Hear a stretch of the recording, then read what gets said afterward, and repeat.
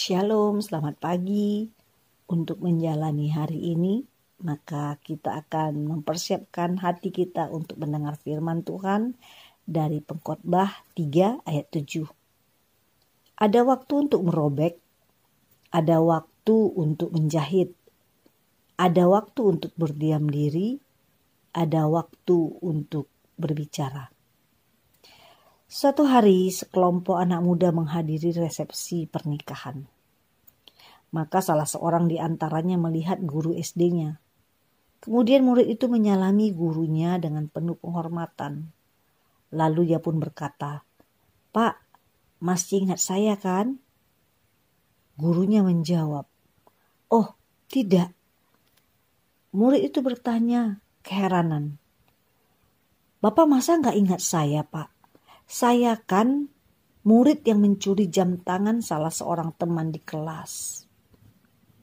Dan ketika anak yang kehilangan jam tangan itu menangis, Bapak menyuruh kami semua untuk berdiri karena akan dilakukan penggeledahan di saku para murid.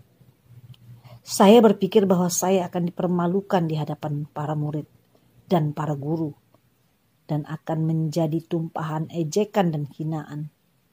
Mereka akan memberikan gelar kepadaku, pencuri, dan diriku pasti akan hancur selama-lamanya.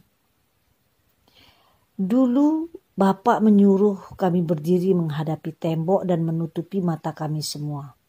Lalu Bapak menggeledah kantong kami dan ketika tiba giliran saya, Bapak ambil jam tangan itu dari kantong saya.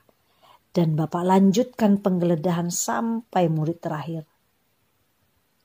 Nah, setelah Bapak suruh kami membuka penutup mata dan kembali ke tempat duduk, saat itu saya sangat takut Bapak akan mempermalukan saya di depan murid-murid yang mereka adalah teman-teman saya. Bapak tunjukkan jam tangan itu lalu Bapak berikan kepada pemiliknya tanpa menyebutkan siapa yang mencurinya. Selama saya belajar di sekolah itu, Bapak tidak pernah bicara tentang kasus jam tangan itu. Dan tidak ada seorang pun guru maupun murid yang bicara tentang pencurian jam tangan itu. Apa Bapak masih ingat?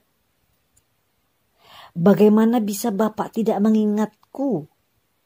Wahai Bapak Guru, saya adalah muridmu dan ceritaku tadi adalah cerita sedih dan pedih yang tak akan pernah kulupakan. Pak, saya sangat mengagumimu. Sejak itu saya berubah menjadi orang yang baik dan benar. Saya mencontoh semua perbuatanmu. Lalu gurunya menjawab, "Sungguh saya tidak mengingatmu. Karena pada saat saya menggeledah itu sengaja aku menutup mata pula agar tidak mengenalmu. Karena saya tidak mau merasa kecewa atas perbuatan salah satu muridku. Saya sangat mencintai mereka." Pendidikan memerlukan seni dalam menutupi segala keburukan. Jangan mempermalukan seseorang karena akan dapat menghancurkan hidupnya dan tambah terperosok lebih dalam. Memaafkan, mengampuni adalah sesuatu kebijakan yang mulia.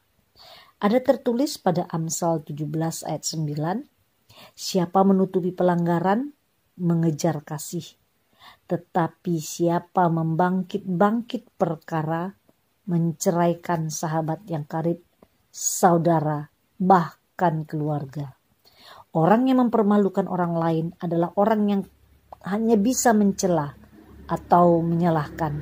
Sedangkan orang yang bermartabat dan terhormat adalah orang yang pertama-tama mau mengoreksi, mau memperbaiki kesalahan diri sendiri. Kemudian baru orang lain.